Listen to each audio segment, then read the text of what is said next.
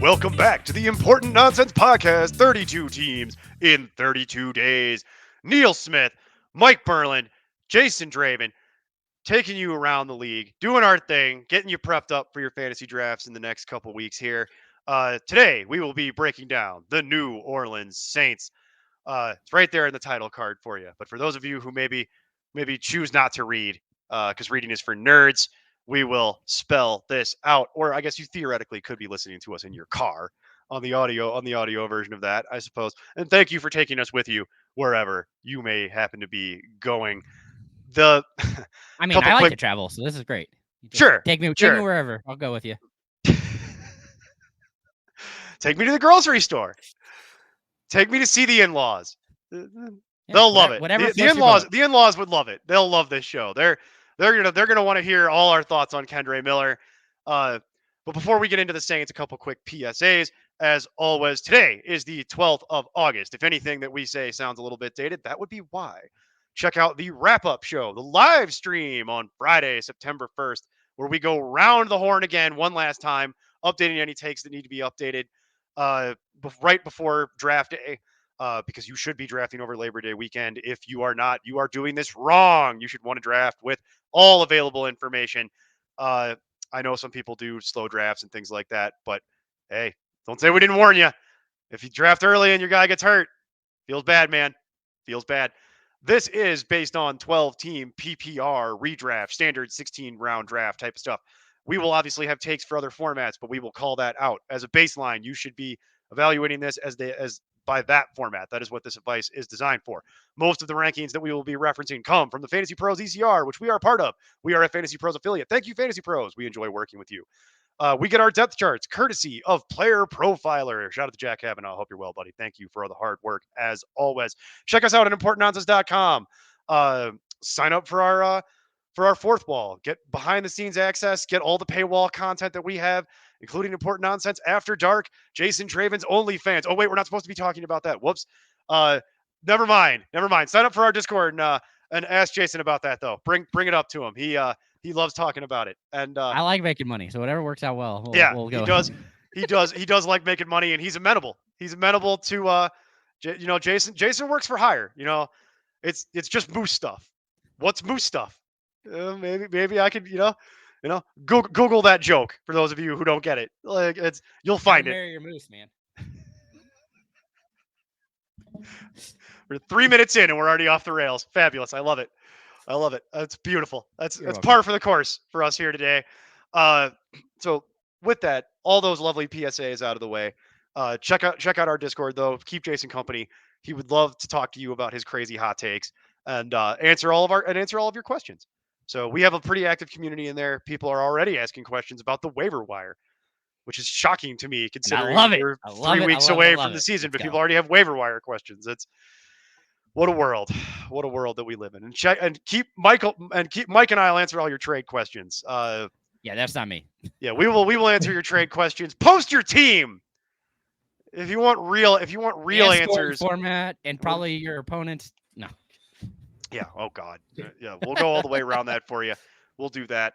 And then check out some of the new features that we're offering, like Rate My Team for $5. We will get a crew of people into a room and break down your team in your league for you. $5. Man, I still think roster resolution is the way to go with that. Yeah. Yep. We could call it that. I like the alliteration. You know me. The alliteration. But yeah, if you want a custom team evaluation, we offer that as a paid service. We'll go through your team, your opponent's teams. We'll give you bespoke information. $5. Can't beat the price for some real one-on-one advice and coaching. So check all that out, importantnonsense.com. And also check out our strap. We sell all kinds of stuff. You want a pillow with Jason's face on it? I'll make that happen for you. If you ask nice, I might make you one of those like really long body pillows. Never mind. That gets into a whole creepy area. I was like, I want to be an inflatable tube man. Can I have one? Can I be one of those? Oh yeah, we might be able to do that. I don't know. Yeah. All right. We can do that.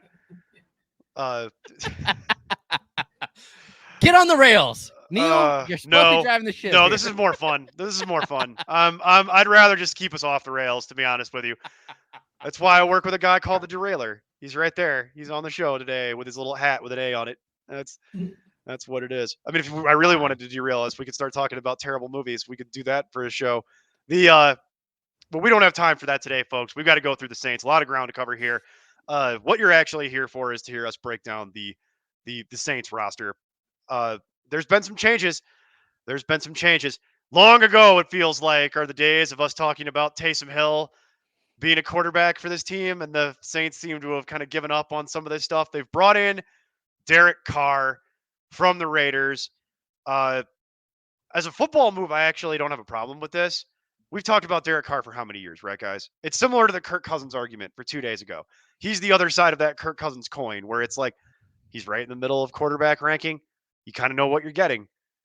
He himself is it's kind of bleh, but he puts up numbers.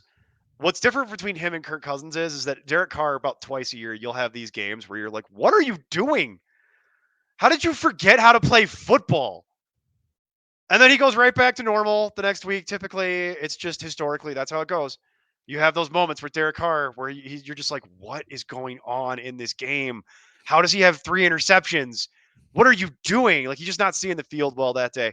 But overall, if would it shock anybody here if Derek Carr put up 4,000 yards passing? No. I mean, this is going to be a horrible comparison probably, but I think of him like a slightly downgraded Philip Rivers. He's not not going to win you a Super Bowl. He's not the gunslinger that Philip Rivers was, if that makes sense, because Phil threw at a higher clip than Carr. Similar accuracy numbers, though. I get what you're talking about from that regard. Yeah, and also now just changing teams, probably going to retire soon. He's a little younger than that. He's younger than that, so I think we got a few more years than we got of. Yeah, but how many more chances is he really going to get? That's what I'm getting. It's the NFL. Mac Jones is starting. Desmond Ridder is starting. Sam Howell is getting jobs. Like Ryan Tannehill's got like 1 year left, and I don't necessarily believe in anybody they've drafted to replace him. So what Derek Carr is like a bad penny, my friend. He will be coming back around and around and around and around. This is my argument with Derek Carr for years is he himself is not that good, but he's NFL average. And because of that, you will play forever. I could also see a universe where Derek Carr in his back 18th hole of his career years is a backup and is wearing a hat on the side of the field. Like Derek Carr could be in this league forever because he doesn't do anything great, but he's not bad. And guys like that have his skill set, they tend to play forever. 4,000 yards. He throws more picks than what you would like, but he's going to throw some touchdowns too. And because of that, he opens the season. It's funny. I think it's actually being really fair. This is a really fair ranking and ADP for him. He comes in as the QB 20, translates to 148 overall, is where he should be being drafted by ranking. He's going at 146. I have zero comments on that. That's right, almost exactly where I have him ranked. So it sounds right to me. Sounds right to me. Like. No one is going to be – I'm not going to be thrilled if he's my starting quarterback, but if he's my backup and I waited on quarterback, yeah. He's got good weapons too, as we're going to get into. They have good weapons on this team still. Yeah. Yeah. You just look at the guys going around him. Like, you get the same feeling with all Stafford, Purdy, and those guys. Like, you just kind of get like, yeah, I'm not super excited, but as my backup, whatever, I'm okay with it. It's a high-end backup, man. I feel pretty good about it. So if I wait on quarterback and I need to do the double tap, that's a good place to get it in the 140s for, because you're not anywhere near what Derek Carr's ceiling is. If he's being ranked as the QB 20, because Derek Carr could actually finish at like 13, 14. You know what I mean? Maybe even 12. Like, it wouldn't surprise me if he played the whole season and we were looking back at the end of the year and he actually finished somewhere near the very end of QB1, the very, very tippy top of QB2. So you're getting a discount. It's a good deal for this. So it's not sexy. And if you get Derek Carr, nobody's going to be like, oh, you just won the league. Like, no. Everybody's going to be like, yeah, whatever. But that's the kind of thing that could have real value for you down the stretch, particularly if you're waiting on quarterback. So I like it. It sounds like we all do. So And his backup. his backup is Jameis Winston. Only relevant because if something was to happen to Carr, Winston is fantasy more than options are gonna- capable of running this offense. Yeah. More than capable. So you're not worried about Carr getting hurt, and then now all my skill position players get cratered. You're fine. You're fine. Might be even a little more excited, to be Yeah. honest. Like, Yeah, because Jameis Winston never saw triple coverage that he was afraid to throw into. So just bomb it. It's like that's always been the highlight of Winston. So Olave would love that. That would feed into him and Shaheed. Olave, Shaheed, like it doesn't matter. Like they'd all love it, to be honest with you. You fast, I'm gonna throw it to you. Yeah. So we're good with the quarterback room. Derek Carr is being appropriately valued, if potentially even a little bit of a discount, as we mentioned. So that's nice. I do find myself doing in my mock drafts, preparing for the season. I do find myself with a lot of Carr because it's just so cheap, and it's as I'm waiting on quarterback, it's like, yeah, here in my car, I feel safest of all. Thank you. Carr. I'm glad Okay, no more of that. No more of that. We're gonna get a copyright strike. No more of that. We're gonna. That's as far. That's as much. 5 seconds. 3 seconds. Yeah, Oh, 3. it's 3 seconds. Just get it in, get it out. But I saw what you were doing with your little hand motion. Like, but yeah, that is the official theme song of Derek Carr this year. I feel safest of all in Carr. Wait, what? That was inappropriate. Never mind. But moving on to running back. I'm gonna. Everybody was surprised at running back because Kamara only got 2 game suspension, right? 3. 3. Oh, it's 3. 3. That was 2. Golly. 3. So if we'll go right into it. Alvin Kamara is still there. Obviously, he's still going to be the starting running back. For those of you who might be new to fantasy football, Alvin Kamara has been an RB1 in fantasy for a very, very long time. Going back years at this point. He's been in the league forever. He's not a young man anymore. And last year it started to show. Well, no, last year it really started to show. It looked like he was starting to lose some of the burst. The injuries are starting to stack up. You say he's fragile. In reality, for how much work he's actually been asked to do, I don't think he's actually that fragile. I think what's happening now is he's getting older. And last year it started to look like a poor man's Alvin Kamara. He just didn't have the burst that he had last year, that he had in other parts of his career when he was younger. It's the wear and tear adds up on you. However, he is being suspended 3 games to open the year for his role in a fight back from 2021. So he can at least take a shot. It's baked. You're getting a little bit of a discount because of that, but also on the positive side, he got a new strength and conditioning coach. And from the tape that's been coming out of camp and from the little bit we've seen in the preseason, he doesn't look like he's lost a step anymore. Whatever he did in the offseason seems to have sort of healed, or, whatever his training that he's changed is, the burst has been back so far. He looks like Alvin Kamara with a capital K so far. And that's good. It's nice to see that he's looking fast again. Does anybody else notice that? Have you guys noticed that? Yeah, I mean, I haven't ranked ridiculously high, so that's. Well, don't keep us in suspense, Jason. What? I have him at 7. Whoa! So, woof. With it just being a 2-game or 3-game suspension, I might have it at 2-game, which might be part of the issue. So he might drop down to like a 10-11 spot. But with all the other issues that other running backs are having, I mean, he's right with Taylor and Jacobs. So you probably roster a ton of Alvin Kamara in your box because yeah, you are not having to pay up anywhere near that if that's where you have him ranked. Yeah, I mean it, and like I said, that value I think is really good. So, and I love his counterpart, I guess. So it's hard not to. I have a lot of faith in him, clearly, but well, yeah. So before we go to Mike, because I'm going to go to Mike here in a second, but Alvin Kamara, because of all the just dramas, the various dramas that surround it for this season, is opening as the RB25 by rank, should be going about 73 overall, but it's Alvin Kamara. You're never going to get that. So he's going at 66 by ADP. That's the lowest Alvin Kamara price tag to roster Alvin Kamara in forever. Yeah. That is years.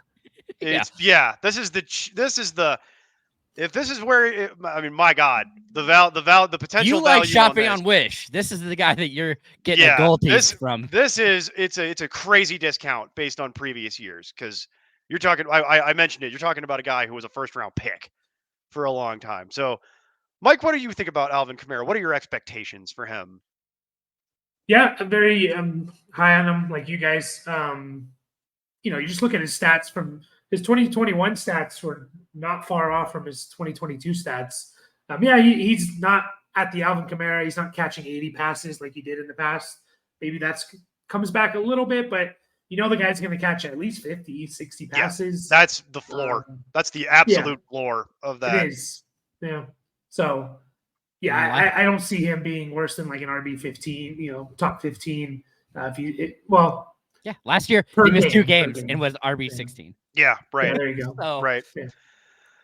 If anything, the three games probably will actually help because he gets a couple extra weeks off. Might keep him a little fresher down the stretch. I know, but it hurts my guy. The other reason for the discount, and by the way, I'm wheels up on this with Kamara in what is effectively the top of the 6th round. Yeah. At that point, I am great with this. That is completely fine. The other reason why you might be getting a little bit of a discount from previous years is because of the backup.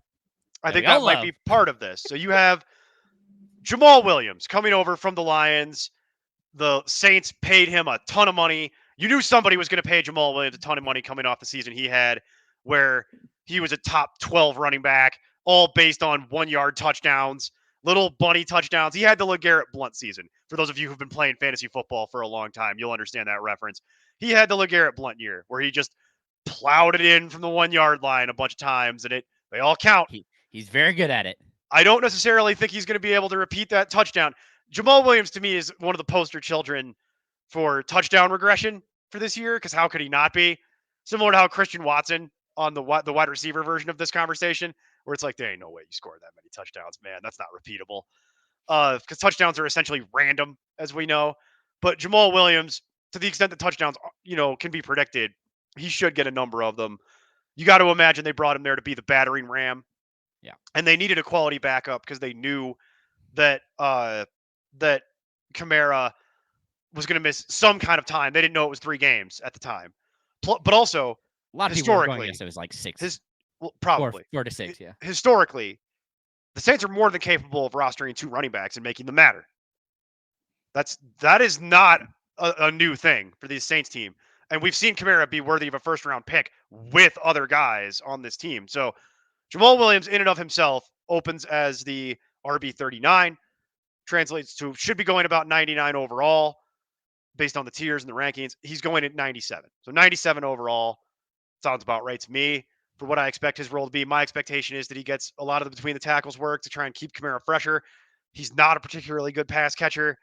He'll get some level of that, but it's not really what you're there for. You're there. If you're going for Williams, you're hoping that you're going to try and catch lightning in a bottle twice, and he's going to get that red zone work and that goal line work, especially with the traditional running back. Jason, so you mentioned it. Like, what are your expectations for Jamaal Williams? I actually have it pretty close to this rank. I think looking at I have him at running back 35. I have 10 touchdowns, so that's going to be the big boost for him. That's what you're hanging your hat on, is that he gets double-digit touchdowns. Yep. That's pretty much it. I mean, I doubt he breaks 600 yards. I have him at 504 right now. And then, I mean, I guess if you go total yards, some bottles and cans on catching passes. Yeah. Some junk. Yeah. And so, that's kind of what you're saying. And that, again, I think I had it calculated for 2 games, so I might have to adjust that even a little lower for that. But that probably would drop you almost in line with the actual ranking from the ECR, from the Fantasy Pros ECR. So it sounds like you're largely there. Mike, is there any optimism that you have that Jamaal Williams could outperform kind of what this is, or do you think this is about right? Yeah, I think it's about right. I'm not super excited. What did we say? 97 ADP. 97 ADP. That might be a little bit too high for me. It's 3 rounds later, effectively. It's 30 picks almost exactly behind Alvin Kamara. Yeah, I mean, there is value in those first 3 weeks. And that's pretty valuable. I mean, that's like what, a fifth of our fantasy regular season right there. You're getting Yeah, potentially an RB1. So, but I don't know, 8th round or 9th round is a little rich for me for Jamaal Williams, just because I don't want to bank on the touchdowns. And Taysom Hill could take touchdowns away from him. With Kamara back, Kendre Miller, we'll see what he does in the preseason. But honestly, it's a little too rich. But I'm not going to fault anyone who wants. It's an 8th, 9th round pick, effectively, is what you're talking about here. Yeah, and just I don't know. There's probably players going around him that I would prefer, or if I want to target my quarterback in that round, or something like that. So. Right. If you're waiting on quarterback, that would be hard to try to roster Jamaal Williams and wait on your quarterback. So, do we think that Jamaal Williams is worth it if you're going to go Kamara? And then is it like a must handcuff situation? Because this is starting to feel expensive. If I have to give you a 6th round pick for Kamara and then a late 8th or an early 9th for Jamaal, this is starting to feel expensive to me to get both. Yeah, I agree. It's getting to that AJ Dillon level, although I think Jamaal Williams will provide more value than Dillon. That's actually a pretty decent comparison, I think. That's a good one because similar type of thing. Not going to catch passes, red zone work, traditional running back work. Yeah. I also don't love the first 3 weeks that Williams would be the guy. I mean, they'll face the Panthers and Packers and decent run defense for the Panthers last year, so you expect something similar to that probably. And the Titans. Actually, the Titans might be okay, but you never know. It's the Titans game; they could be throwing. They're usually good. They can pop off on you and really scare you. In theory, the Titans could have a good run defense. In theory, but he keeps doing it, man. I don't know. That's Jamaal Williams in a nutshell, folks. I don't know that I want to roster both Saints. I kind of either want to make my decision on which one I'm getting. If you really wanted to handcuff it, I wouldn't necessarily blame you, but it would kind of depend on how your team works. Like if you're really counting on Kamara because you went wide receiver heavy early, maybe that would make a certain amount of sense to get both because you need one of those Saints. You're basically saying, I need the Saints running back to be my RB2 for the season. Maybe then it makes sense because you got a quarterback early and you went heavy on wide receiver. So you're trying to cop that if your team is constructed that way, I could see the argument for getting both Kamara and Williams because you need it at that point. But they also went out and drafted a guy, which is Kendre Miller. Seems to be fantasy analyst darling here. Fantasy analyst, yes. This is an expert's pick right now. If you're a fantasy expert, people are those folks like us tend to be very, very high on Don't Kendre put me Miller. In that category. No. I just said folks like us. I didn't say us. There's a very important distinction. The whole thing with Kendre Miller is all based on, I think, on his pedigree coming out of college and the tape that he was able to put out in college, and then he got a decent landing spot at a theoretical level. If the problem is it's crowded at this point. But Kendre Miller opens the season. I was surprised by this. We were talking about it in the pre-show. Kendre Miller opens as the RB50, which would be 140 as an actual ranking, 140 overall. His ADP is 134. That's not really what was that. It's just shocking to me that he's going that high. The fantasy expert community, I knew that would be a thing, that he'd be on the page and going in that rough relative range. It's the ADP part that I was like, ugh. So the public's in on it. I think that's more because they think that he's the handcuffed. Okay. That would be the only reason I can think of him going. He'd be the real handcuff to either functionally the handcuff for either of the two guys in front of him. Is that the thought process? Okay. Yeah, I mean that would be the only reason I can see him going that high, because if one of them does get hurt, he's going to immediately fill whatever role that is. And if both of them got hurt, he'd be a top 10 running back, probably just by attrition at that point. Volume. Volume. Yeah. I suppose. Yeah, and I don't know if we talked about it as well, was the fear of, the Kamara news just came out, like a week or two, his suspension length. So was there fear it's going to be 6 games? Then there's a lot more value in Kendre Miller if it is 6 games. But yeah, maybe it needs time to adjust, kind of. I'm not interested. That's too high for me. I'm going to leave that alone. What if he comes into your 15, 16 round? Are you looking at him then? Sure. but that's Okay, not what that's we're just dealing that. with I right mean, now. I know, but I was just Yeah. assuming If there he is more does come time. down, I have no problem with Kendre Miller as it relates to Kendre Miller, the player. That's not my Yeah. issue. It's It's not just like I'm going to go on my Mike Gesicki style "you're bad" rant. That's not the issue here. I don't think he's bad. I just think that for what you're being asked to pay to roster him, I'll pass. The Yeah. upside is there, but it's not high enough for me to want to get this invested. I'd rather take my discount higher up the chain on Alvin Kamara, frankly. Hitch my wagon to that star because I've seen Alvin Kamara do it in the league for so many years that I'm not interested. If I had Kamara, do I feel obligated to roster Kendre Miller? Not really. Maybe. Depends on how the rest of my team works, but I don't feel compelled like you must do this, like it's a must handcuff situation.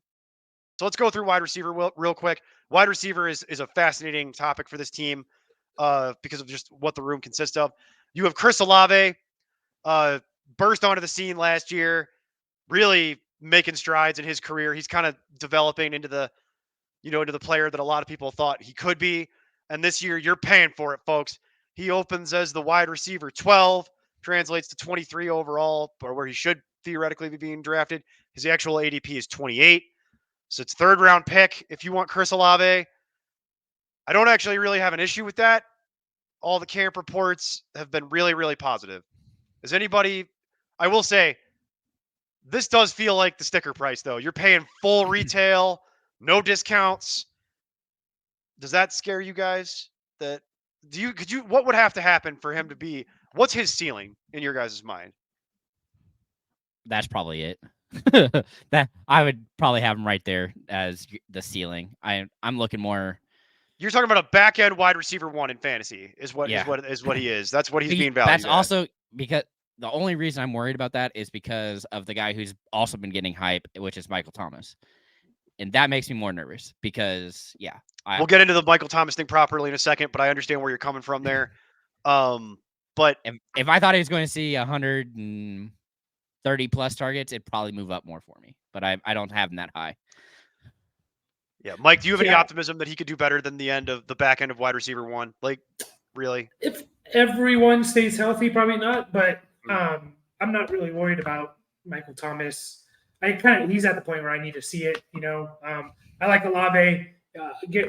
By every metric last year, he was kind of better than Garrett Wilson, and we see Garrett Wilson going even higher, whether you agree with that or not. But if you're kind of in on Garrett Wilson, 2 spots higher, he's the wide receiver 10. So your logic is irrefutable, sir. Okay, yeah, I thought he was going a little higher than that, but nope, he's about wide receiver 10. He is going slightly higher than Olave, but not that much higher. It's broadly comparable. But yeah, so if you believe in Wilson in the second year breakout, you kind of have to believe in Olave as well because again, by every metric, he was kind of better than Garrett Wilson. So and Derek Carr, for what it's worth, Derek Carr is not Aaron Rodgers. I would make that distinction. But look what he did with Devontae Adams last year. Like he turned Devontae, or he didn't turn him, but he supported up his numbers. Adams. Yeah, no, your logic is irrefutable, sir. I have no counter argument to any of that. I'm right there with you. Math is math. You are spot on. And he could get a huge target share if the next guy we're going to talk about, is done what it has done the last 3 years. So okay. But I think we're all more or less in alignment with the idea that if you want to roster Olave at where he's going, great. Got no issue with it, but just be aware of the idea that for him to succeed past what you're putting in is going to be hard. You're getting him near the top of the tree here, but as it relates to the player, the system, the quarterback play he should receive, not really worried about it. Like his volume, his stuff, the player itself. So no, I'm not overly worried about I'm not overly worried about it as it relates to Chris Olave in and of itself. But we'll talk about Michael Thomas, the elephant in the room, as it were. Michael Thomas, oft injured, hasn't really played a full season in a long time. Injury prone, as we know, is a myth, but then there's all the arguments about his, should he be beefing with the team? Should he have had surgery earlier? Training staff. he's been fighting with the training staff. He's been hurt for a long time. Like, what's the what there's all that baggage that comes with Michael Thomas at this point. Are you guys so he real quick, and we'll get into it. Wide receiver 46 is an opening ranking, translates to about 112 overall. His ADP is 103.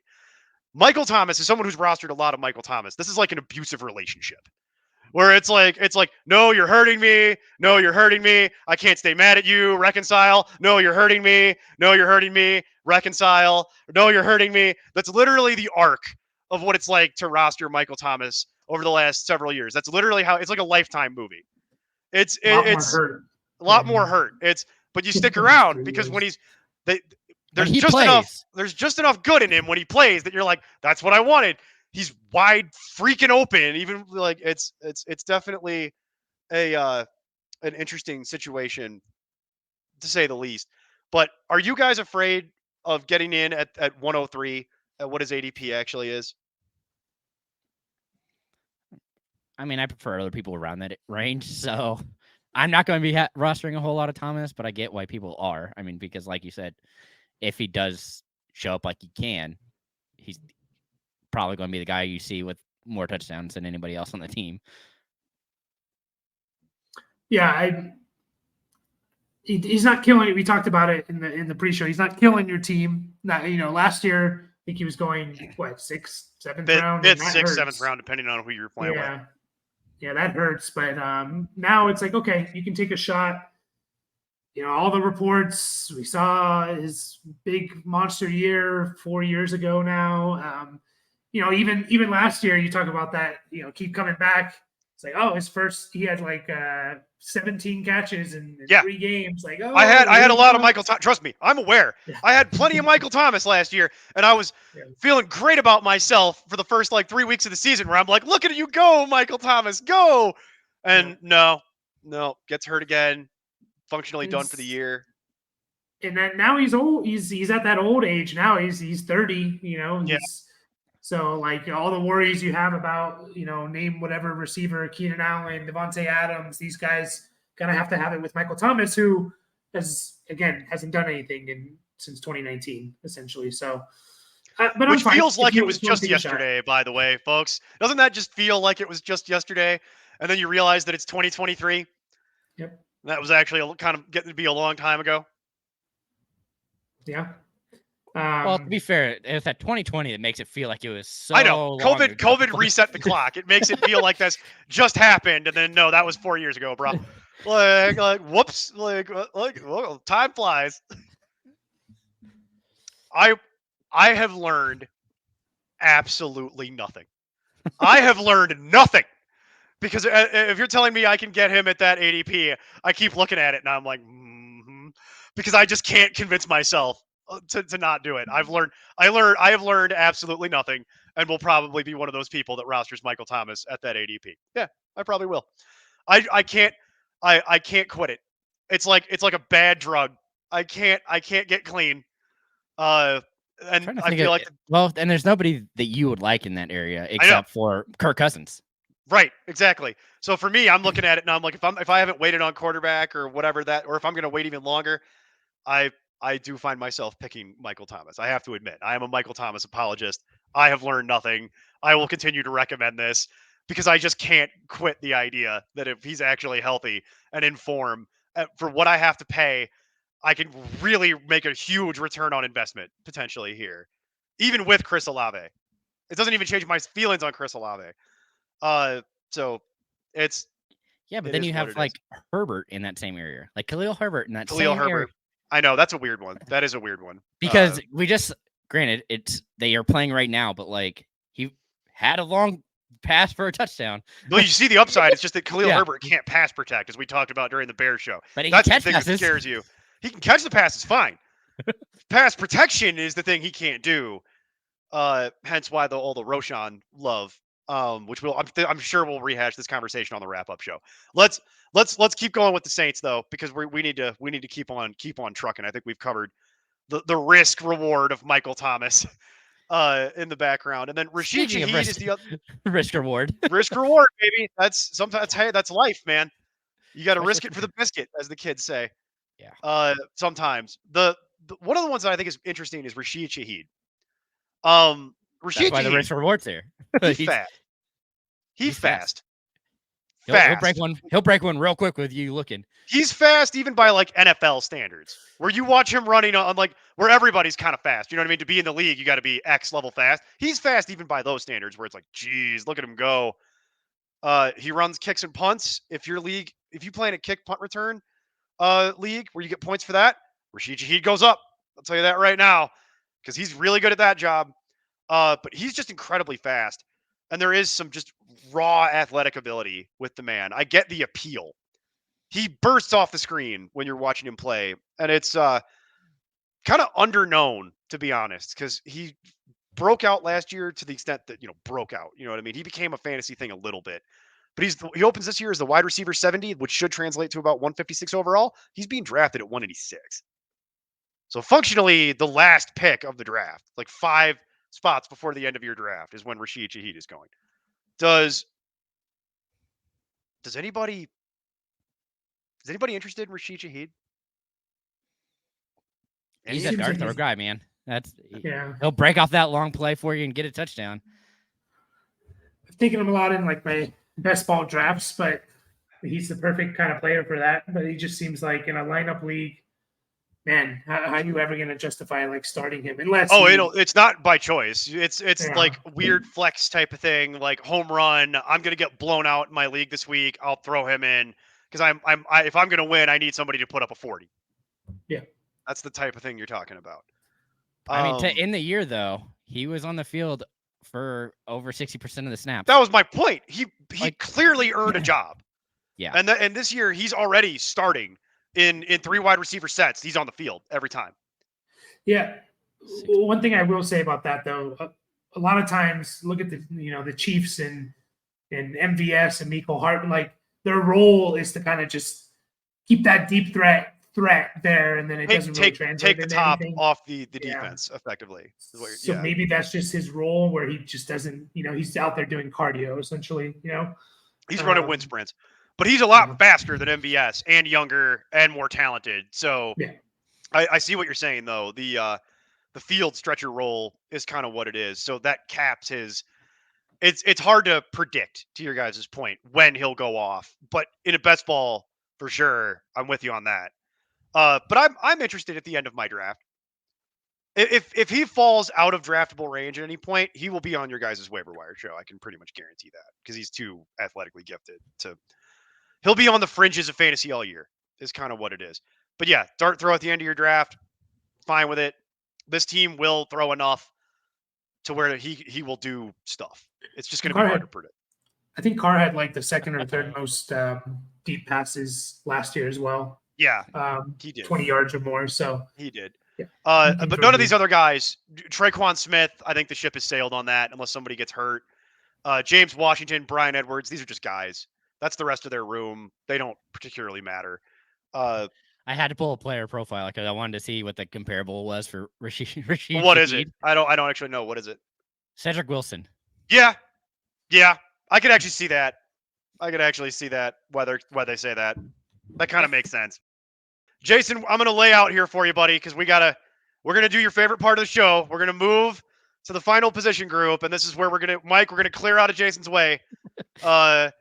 Jason's going to get into his OnlyFans here with the tight end room. So the NSFW content, I gotta have my finger over the dump button for Jason to talk about his long-term hetero life mate, Juwan Johnson.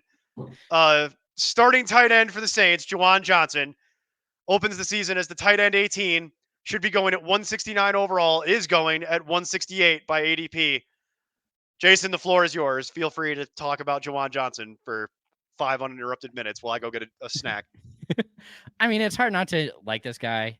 He has really gained confidence with the Saints room. He's been the guy who actually scores touchdowns. I mean, him and Hill are ridiculous when it comes to having multiple touchdown games. It seems to be something that they're very much in tune with and they enjoy. And at that price, it's hard not to walk away with him. I mean, getting him at the end of draft, really awesome. They did bring in Foster Moreau, which that'll be interesting to see how that works out. But they also had Adam Troutman last year, who they drafted and were high on, and still Juwan Johnson was seeing. Let's see, last year he saw 65 targets, got 42 of them for 508 yards and 7 touchdowns. That's pretty much what you're expecting in tight end. Nothing super spectacular, but one of those games was a 2-touchdown game. And that was a big week for you, and definitely probably won you that week if you played him in really any format. I mean, good luck knowing when that's coming is always the issue. I won't argue about Juwan Johnson being a threat in the red zone, though, because that's the Saints. That's what they do.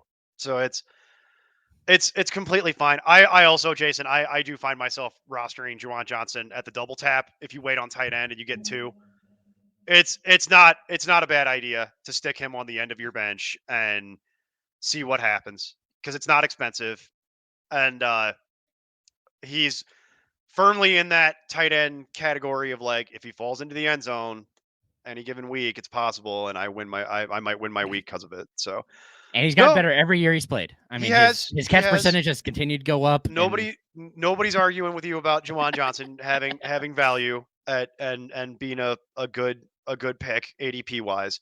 So you just can't talk about him on your waiver wire show anymore. So I don't know how you're going to fill that time anymore. Like, that's all. I'll bring it back around. Maybe we'll throw in Foster Moreau and Taysom Hill randomly. Maybe it's Hunter Henry. We go back. Maybe that's the replacement. We could talk about Hunter. You guys could talk about Hunter Henry. Foster Moreau has no ADP. I wouldn't worry about drafting him. I'm not worried about that. The only other name to note is Taysom Hill. Ugh. Perpetual thorn in the side of everything Saints related. Taysom Hill. He's still here. He's still selling fake doors. That's Taysom Hill. He's the poster child also for he's not a tight end. So that's what's frustrating about Taysom Hill, is that he could play running back. He could play wide receiver. They list him as a tight end, and he lines up as a tight end. He takes quarterback snaps. He's just a gadget guy for this team. But the problem is he's just athletic enough to where he siphons off value from everything else on this team. So everybody gets this weird dot next to their name because Taysom Hill is still there. He opens as the tight end 29, which is a useless statistic. Like, it doesn't even matter. But he's being drafted 179 overall because you're not really getting a tight end. You're getting something that you can slot into your tight end that takes snaps at running back, wide receiver, tight end, and quarterback. And that's why he'll have value. And that's the thing about Taysom Hill. There's any given week, he'll have a 3 or a 40. And you just, how do you predict? It's so hard to predict. But that tasty upside is still there.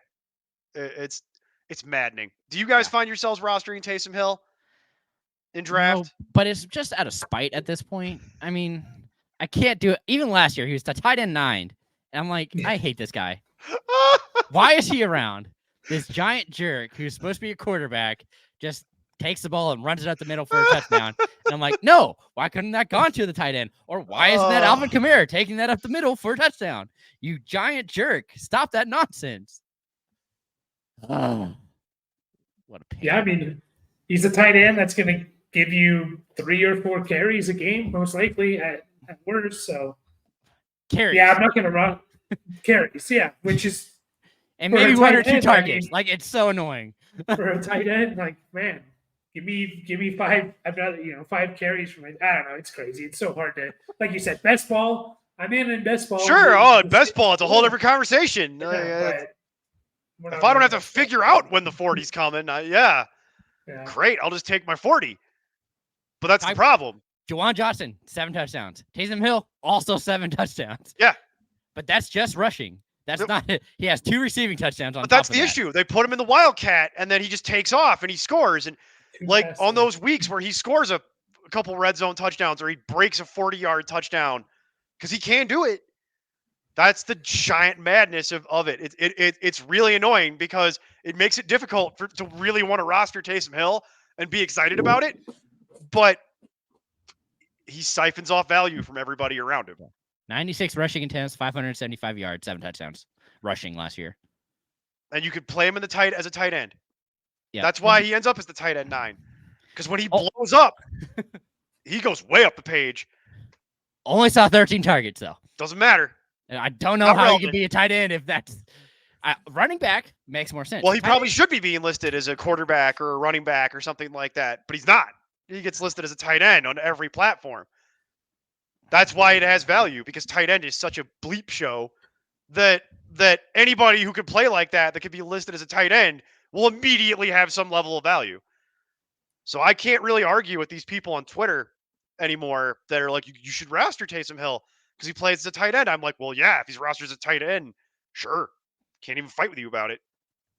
Yeah, It's when they were trying to make him be a quarterback that I was having I had my panties in a knot about that. That's where I was getting annoyed. You put him as a tight end, okay, sure. Yeah, Not arguing. 150 snaps, 148 snaps at the quarterback position, 51 as an inline tight end. So 3 times the amount at the quarterback. Him as a tight end, so I don't care. Like, at least they're not doing the dual eligibility QB tight end thing anymore. At least that's stopped, because that was also really irritating. But I get the appeal. At the end of your draft, I get the appeal. I'm not going to feel great about starting him in on any given week, but I get the general idea here.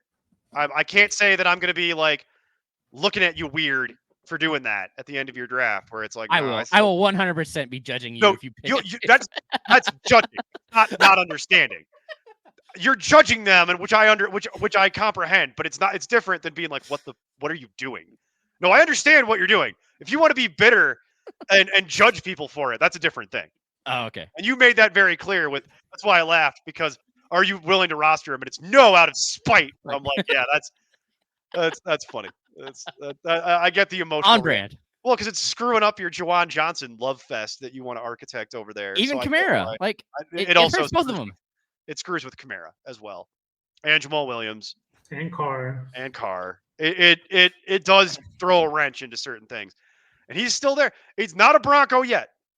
Taysom Hill is not a Bronco yet. Just give that a little while, and that's Sean Payton's own stupid fault, because he paid him too much money when he was still with the Saints, so he couldn't afford to get him under the but he the thought cap. He was going to be the quarterback. Give it time. Give it like one more year, and Taysom Hill will be on the Broncos. Jot this down. Like that's going to happen. That's 100% going to happen. He'll be a Bronco at some point. Is there anything else on the Saints you guys want to talk about? Because I think we've covered it otherwise. Because it's a fascinating team. There's a lot of draftable elements to it. The offense should be decent enough. They're going to move the ball. The defense should be reasonable. They usually have a decent defense. It's not a great defense, but they have a reasonable defense. So that somehow are able to always stop the Buccaneers. Yeah, that for sure. Doesn't matter. They have a decent run defense typically. They have an okay secondary. Like, it's just a decent defense. It's not great, but it's good enough. So it'll keep everybody on the field. You know what I mean? The games will progress. It'll be, they're not going to like lock anybody down. They're not going to get in too many shootouts either, though. But they should be reasonably efficient. So with that, I think we've pretty much nailed it to the wall. Tune in tomorrow as we talk about one of the weirdest, most polarizing teams, the soup that is coin flip. Just the grab bag bucket of guys that is the New York Football Giants. We will talk to you tomorrow, but until then, keep up the nonsense. I'm Tim Kitzer from NBA Jam and NFL Blitz, and you can find all the guys at ImportantNonsense.com. Kaboom!